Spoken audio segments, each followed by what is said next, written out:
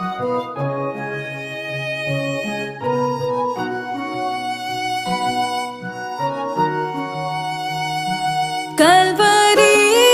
के पास खड़ा हो,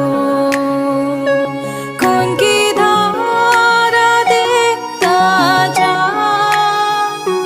तेरे पापों का यही दाम दिया है मसीह यीशु ने।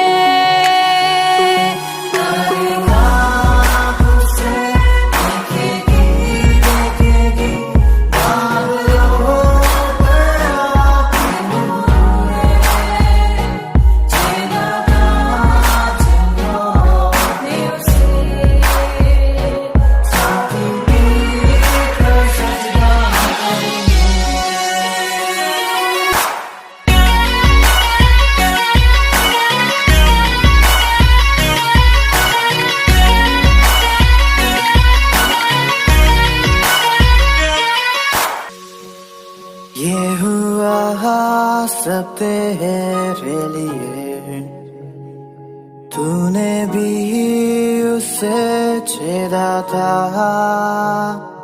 फिर भी प्यार से वो बोला था, जाता क्यों नहीं तू उसके पास, फिर भी प्यार से वो बोला था, जाता क्यों नहीं तू उसके पास।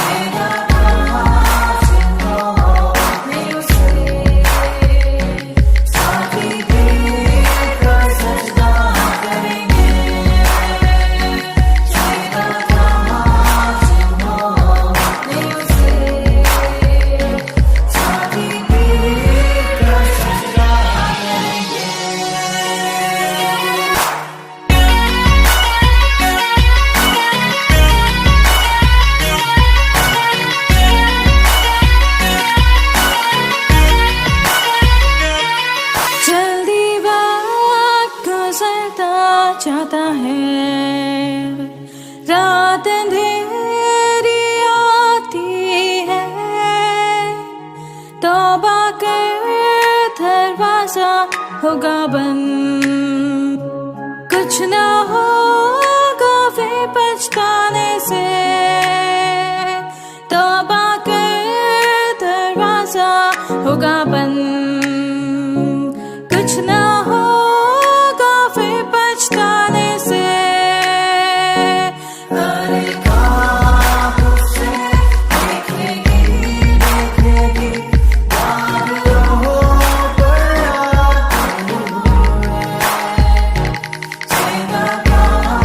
हम प्रभु परमेश्वर को धन्यवाद देते हैं आज की सुंदर सुबह के लिए कि परमेश्वर ने एक बार फिर से मुझे और आपको सुंदर सुबह दी है ताकि हम परमेश्वर की महिमा करें और परमेश्वर के नाम को धन्य कह सके। प्रियो, मैं आप सभी का स्वागत और वेलकम करता हूं living Christian movement fellowship ministry में जयपुर शहर राजस्थान से। आप सभी का दिल की गहराई से स्वागत है, वेलकम। प्रभु आप सबको बहुत आशीष दे, आपके परिवार पर प्रभु की आशीष बनी रहे ताकि आप आगे बढ़कर परमेश्वर की महिमा का कारण बनते जाएं।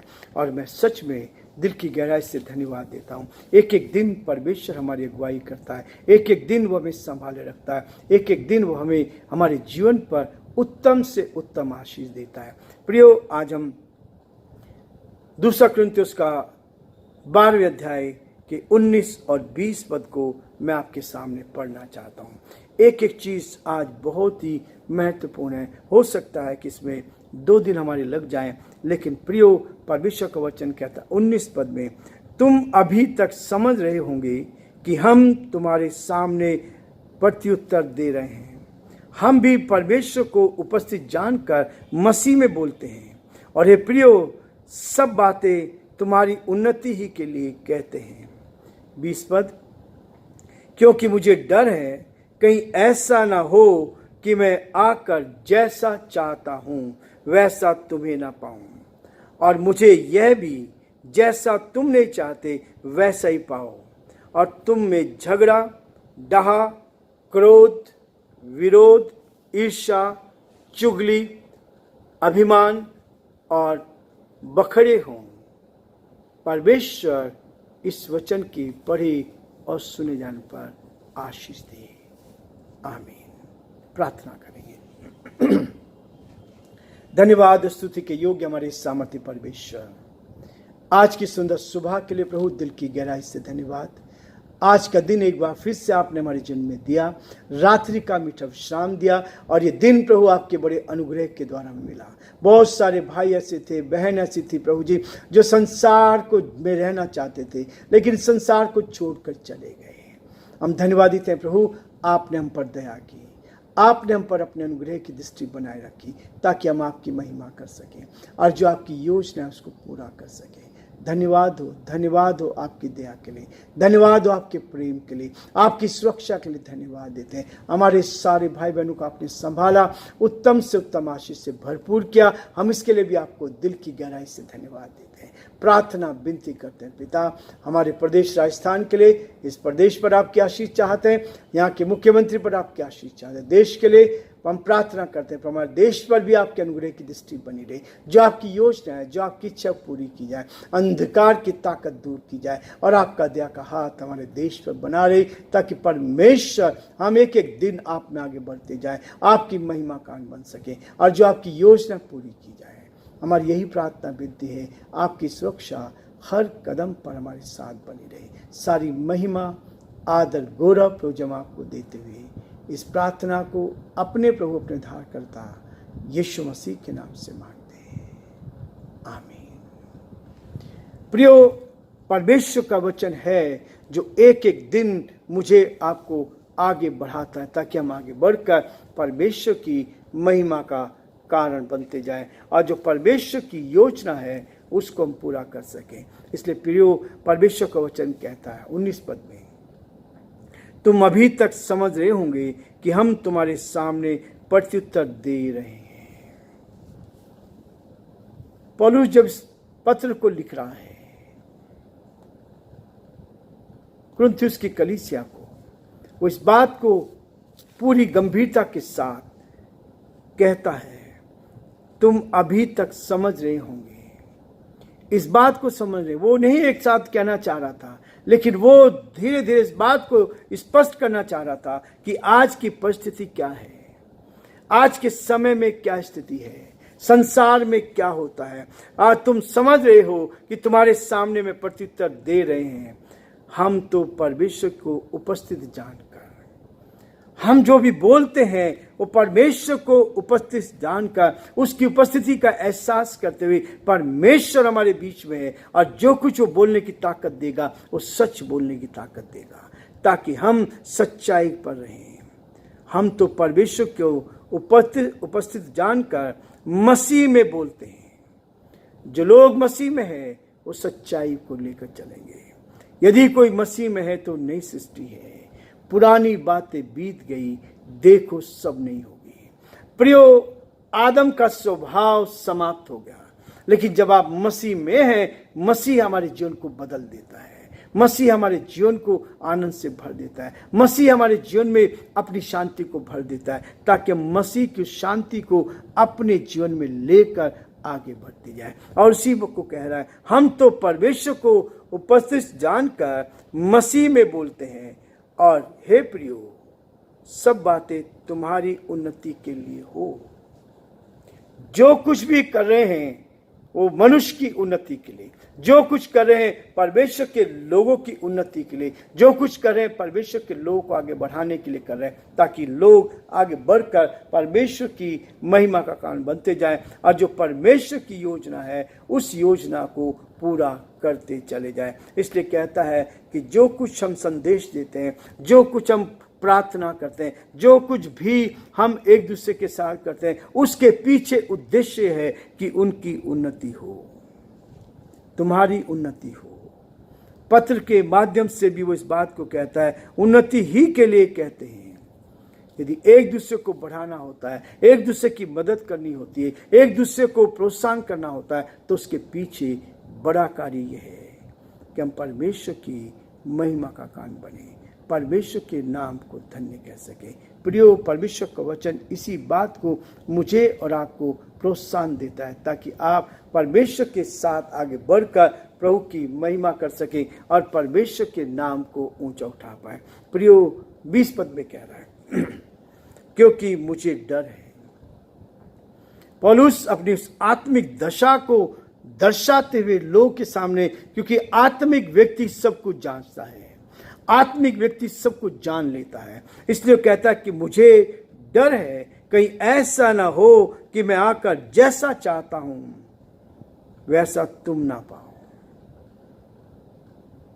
जो पौलुस की इच्छा थी कि लोग विश्वास में मजबूत हों, लोग आत्मा में शुद्धिकरण उसका हो, आत्मा में शुद्ध पाए जाए, आत्मिक जीवन में शुद्धता का जीवन वो जीते चले जाएं, ताकि बहुतों के लिए वो आशीष का आनंद का कारण बनते जाएं। इसलिए प्रियो, परमेश्वर मुझे और आपको इसीलिए प्रोत्साहन देता है ताकि आप आगे बढ़कर परमेश्वर की महिमा का कारण बनकर परमेश्वर के नाम को ऊंचा उठा पाए।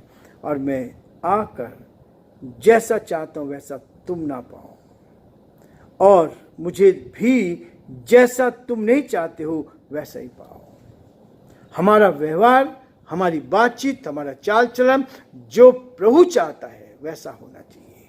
हमारी बातचीत ऐसी हो जो परमेश्वर को भाती हो, हम परमेश्वर के साथ आगे बढ़ने वाले बन जाएं। और उसके बाद वो कहता है जो महत्वपूर्ण चीज है, मुझे जैसा तुम नहीं चाहते वैसा पाओ और तुम में झगड़ा।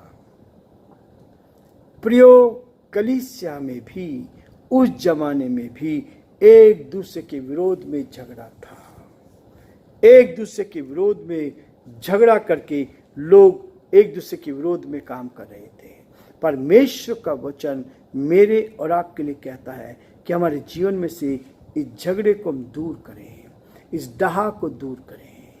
ये डहा जो है, ये कड़वी जड़ है, ये झगड़ा जो है, ये आत्मिक जीवन में कभी भी हमें आगे नहीं बढ़ा सकता, आत्मिक जीवन को काटेगा। आत्मिक जीवन, आत्मिक व्यक्ति जो है वो झगड़े से प्रीति नहीं रखेगा, आत्मिक व्यक्ति कभी डाह नहीं करेगा, आत्मिक व्यक्ति क्रोध नहीं करेगा, आत्मिक व्यक्ति विरोध नहीं करेगा, आत्मिक व्यक्ति ईर्ष्या नहीं रखेगा, आत्मिक व्यक्ति चुगली नहीं करेगा, अभिमान और बखेड़े ना हो। परमेश्वर चाहता है कि हम ऐसे दीन बन जाएं जिसमें क्रोध ना हो, विरोध ना हो। इसलिए धन्य वे हैं जो मन के दीन हैं। यदि आप मन के दीन हैं तो क्रोध आपके जीवन से दूर होगा, डहा आपके जीवन से दूर होगा, विरोध आपके जीवन से दूर होगा। इस वचन पर विश्वास करने वाले आप बन जाएंगे, और जब आप सच्चाई से चलेंगे तो शैतान पूरी तरह से हार जाएगा। प्रभु चाहता है कि आप प्रभु में आगे बढ़ते जाएं, परमेश्वर की महिमा करते जाएं और एक दूसरे को प्रोत्साहन करते चले जाएं, ताकि हम प्रभु की महिमा कर सकें और परमेश्वर के नाम को ऊंचा उठाते चले जाएं। यही परमेश्वर की योजना है, यही परमेश्वर हमारे जीवन से चाहता है कि हम एक दूसरे को प्रोत्साहन करें, एक दूसरे को क्या करें, घमंड से बचे रहें और घमंड की बातें दूर हो, ईर्ष्या से बचे रहें, चुगली से बचे रहें और परमेश्वर की महिमा हम कर सकें। प्रियो, परमेश्वर आप सबको बहुत आशीष दे। परमेश्वर का हाथ आप पर, आपके पूरे परिवार पर बना रहे, ताकि हम जीवन में उन्नति करते चले जाएं और जो परमेश्वर की योजना है उसको अपने जीवन में हम पूरा करते चले जाएं। प्रभु आप सबको बहुत आशीष दे।